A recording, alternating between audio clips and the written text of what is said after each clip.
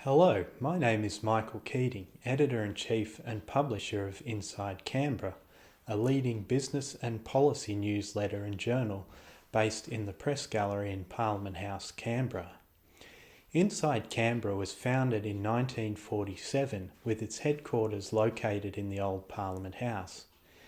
Back when Don Whitington and Eric White founded the journal, there were only a handful of journalists in the gallery, and they had access to politicians whenever they liked, either in the corridors of power or at the nearby watering holes like the Hotel Canberra or the Kingston Hotel.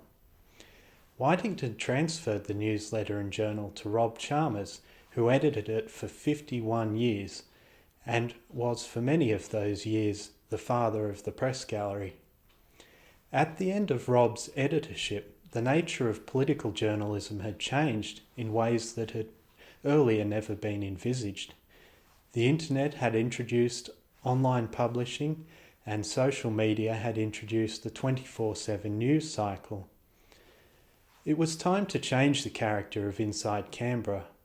We decided to avoid chasing the daily political dramas that so often consume the mass of the Press Gallery, promoting political opinions linked to ideology, and instead to focus on policy analysis, both domestic and international. To this end, we have contributors who are policy experts with extensive experience in the full range of political and public service roles, as well as specialist knowledge of policy areas. Policy is never formed in a vacuum, and our aim is to help you understand the pressures and influences as well as the thinking that underpins the final policy announcements. We also attempt to help you assess the costs and benefits to be derived from major policy announcements.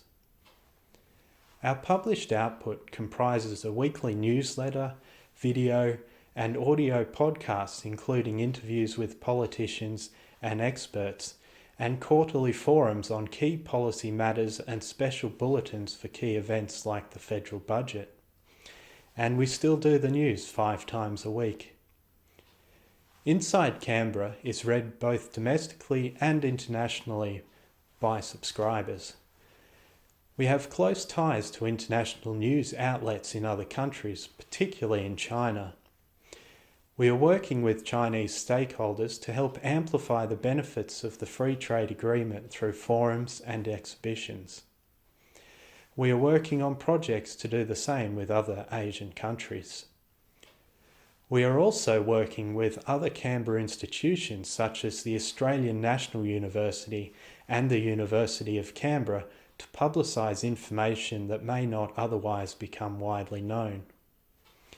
I hope that you will join us as a member of the Inside Canberra group so you can access this rich source of knowledge. I invite you to subscribe to Inside Canberra.